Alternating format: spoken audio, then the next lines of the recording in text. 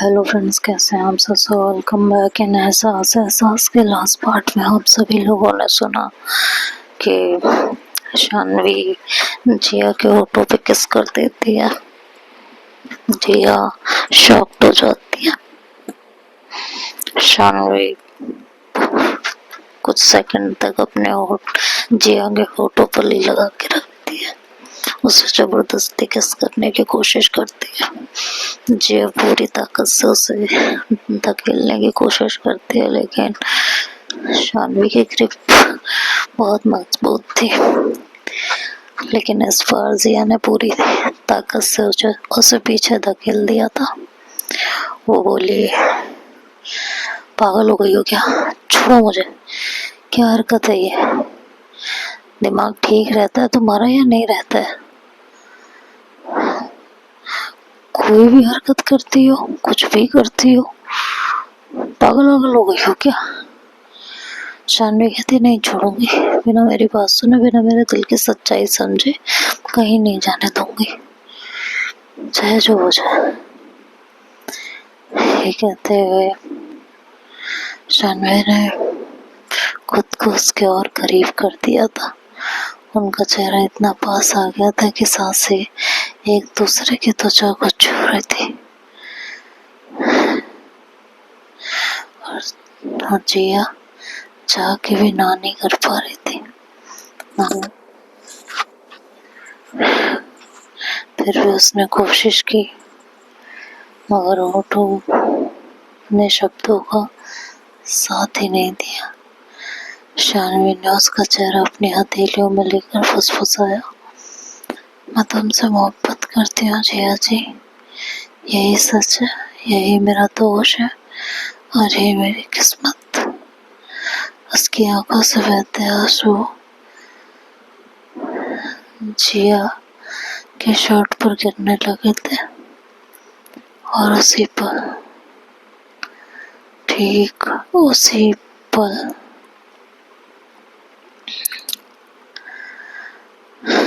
कमरे में कुछ आहट सी हुई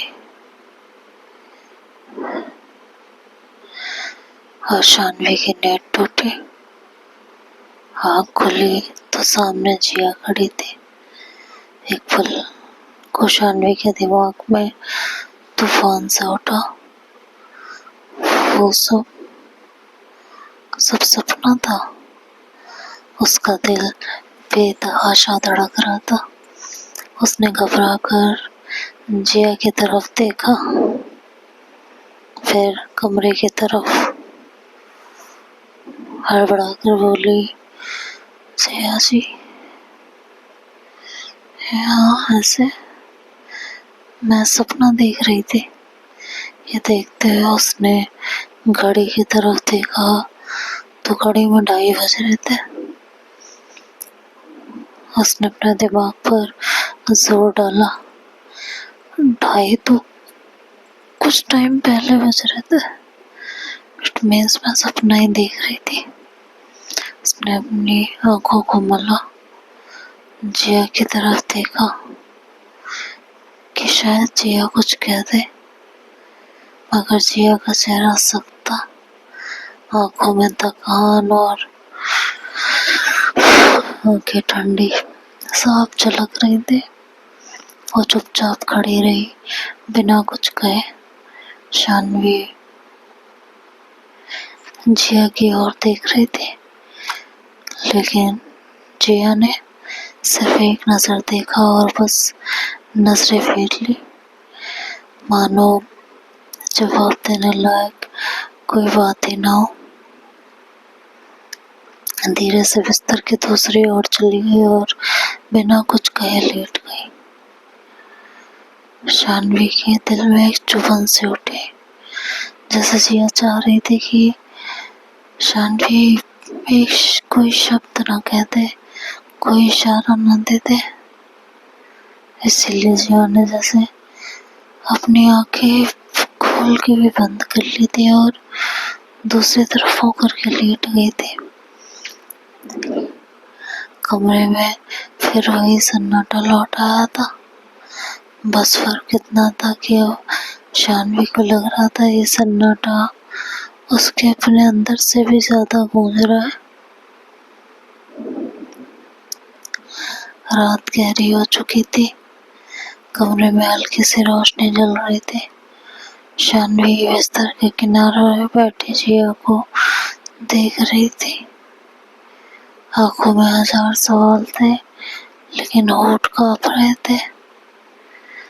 उसने थोड़ी सी हिम्मत जताई और कहा, जिया जी, बस एक बार मेरी बात सुन लीजिए। मैं सच में। जिया ने हल्के से करवट बदली। आवाज थकी हुई थी और वो बोली, शानवी जी प्लीज सोने दीजिए, मेरी तबीयत ठीक नहीं है। क्या हुआ आपको? ये कहते हुए शानवी ने जिया का माथा छुआ तो जिया ने उसका हाथ पीछे किया, लेकिन शानवी को पता चल गया था कि जिया को फीवर है। उसने कहा, शानवी जी प्लीज कल बात करते हैं, अभी आप सो जाइए और मुझे भी सोने दीजिए, थक गई हूँ। शानवी के होठ वहीं थम गए। दिल चीखना चाहता था मगर गले से आवाज नहीं निकली। वो बस जिया के चेहरे को देखती रही, जो नींद का बहाना करके भी हर दर्द को बयां कर रहा था। कमरे में सन्नाटा पसरा हुआ था। जिया आंखें बंद किए ऐसे लेटी थी, लेकिन आंखों से नींद को उतर थे। वो सोने का नाटक कर रही थी, मगर उसकी सांसों की बेचैनी बता रही थी कि वो जाग रही है। शानवी ने कांपती आवाज में कहा, जिया जी, मैं जानती हूँ आप बहुत नाराज है, लेकिन एक बार मेरी बात सुन लीजिए।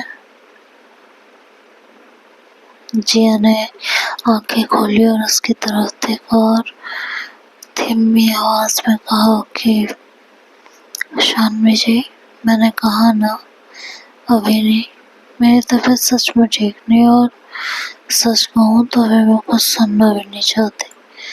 प्लीज मुझे और मजबूर मत कीजिए।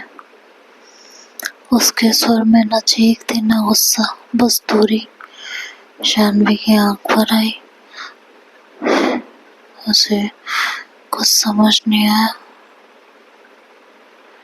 कि वो जिया से कैसे बात करे। जिया ने फिर से पीठ उसकी तरफ की और करवट बदल ली। जैसे उसके और शानवी के बीच अब कोई अदृश्य दीवार खड़ी थी। उसकी सांसें धीमी और ठहरी हुई थी, लेकिन उसमें अपनापन नहीं था। शानवी ने तकिए को भींच लिया था। उसकी आंखों से आंसू चुपचाप बह रहे थे। हर बूंद बिस्तर की चादर पर ऐसे गिरती जैसे उसकी कोई मौन पुकार हो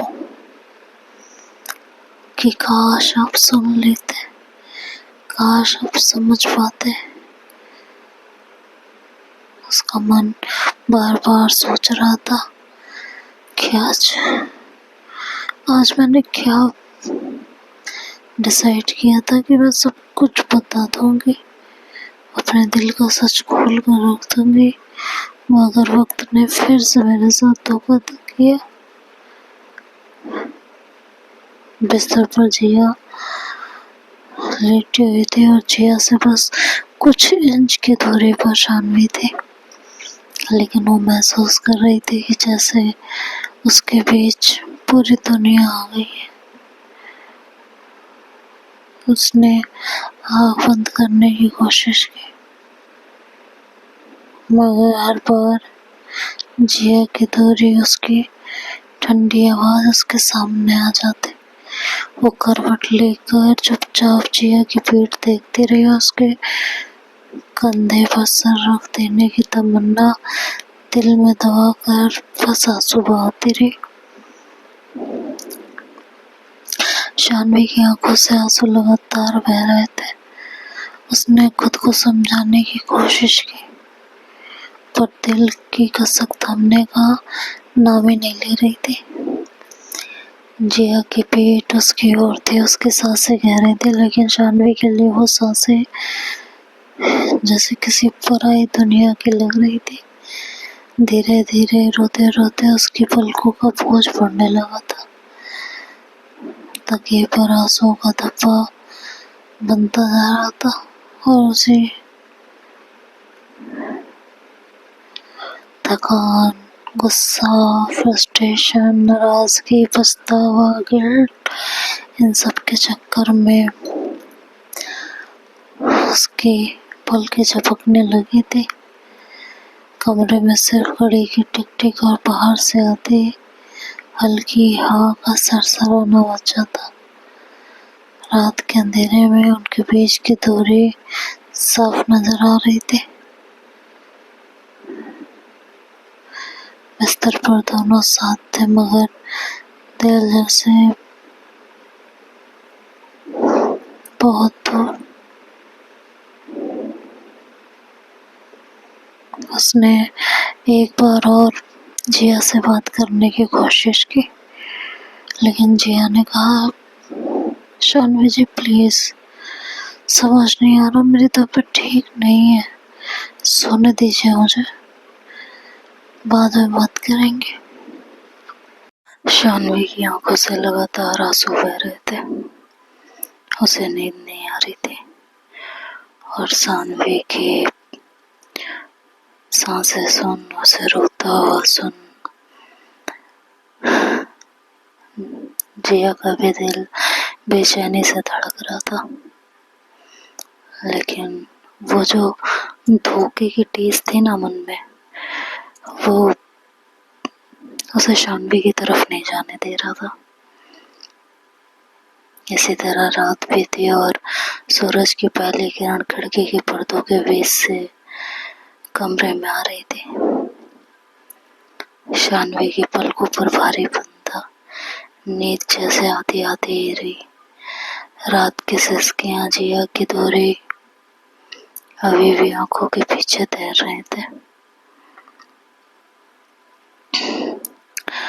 शानवी ने आंख खोली, देखा तो जिया नहीं थी। तुरंत उठकर तैयार होने लगी। हाथ कांप रहे थे और कदम तेज। जल्दी से नहाई, बाल आधे खुला और आधे बंधे, मेकअप तो नाम मात्र का, बस आंखों की थकी रेखाएं छुपाने के लिए। जल्दी से साड़ी लपेटी और नीचे उतरते हुए हर कदम पर उसका दिल दहाड़ रहा था कि काश ये जी नीचे मिल जाए। नीचे ही होंगी। हॉल में हल्की सी हलचल थी।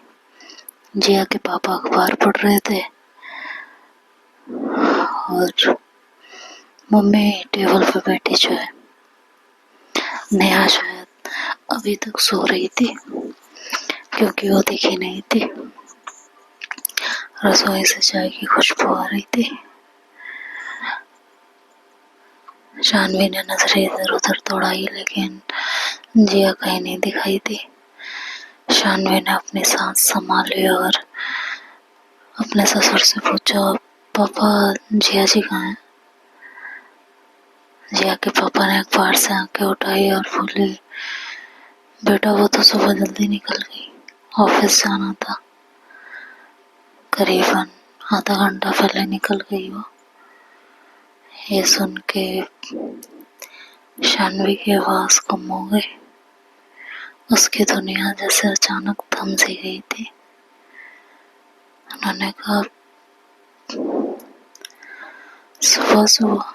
हाँ, 9 बजे से पहले ही निकल गई थी। आज आप बड़ी लेट उठे? हाँ पापा, रात में थोड़ी तबीयत ठीक नहीं थी तो आँख नहीं खुली, सॉरी। शानवी के सामने सब कुछ तेजी से घूमने लगा था। रात का वाकया, जिया का ठंडा रूप, उसका खुद का इजहार और अभी खालीपन। उसकी आंखों में फिर वही आंसू टपकने लगा, पर इस बार उनमें घबराहट भी थी। अकेलापन था, एक हिचक, एक चाह थी। वो कुछ पल ठहरी रही। ससुर जी ने कहा, नाश्ता कर लो बेटा। नहीं बाबा, भूख नहीं है, ये कहकर वो रूम में चली गई। इधर उधर टहलने लगी, लेकिन सांसों को, दिल को, धड़कनों को चैन नहीं मिल रहा था।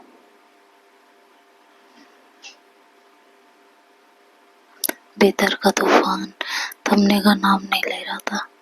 दिल कह रहा था, आज चुप नहीं रहना। और शानवी ने डिसाइड किया था कि अब नहीं, ये रिश्ता मैं ऐसे नहीं टूटने दूंगी। वहीं जाकर उनसे बात करती हूँ, वहीं बात होगी। ये सोच के उसने बैग उठाया, चाबियां संभाली और कार की तरफ बढ़ गई। आज जिया जी को मेरी बात सुननी पड़ेगी, और वो चाहे सुने या ना सुने, पर आज मैं चुप नहीं रहूंगी, चाहे जो हो जाए। बहुत हो गया उनका, हर बार उनकी थोड़ी चलेगी, मेरी भी चलेगी। उन्हें क्या लगता है ऐसे चुप रहने से सब कुछ ठीक हो जाएगा? नाराजगी दिखानी है दिखाएं, गुस्सा दिखाना है दिखाएं, लेकिन ऐसा चुप नहीं रहने दूंगी मैं उन्हें। बहुत हो चुका, अब उन्हें मेरी बात सुननी पड़ेगी। ये बोलते हुए वो बैग उठाकर घर से बाहर निकल गई थी।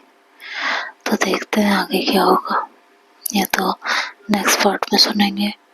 तब तक के लिए bye bye, take care, good night.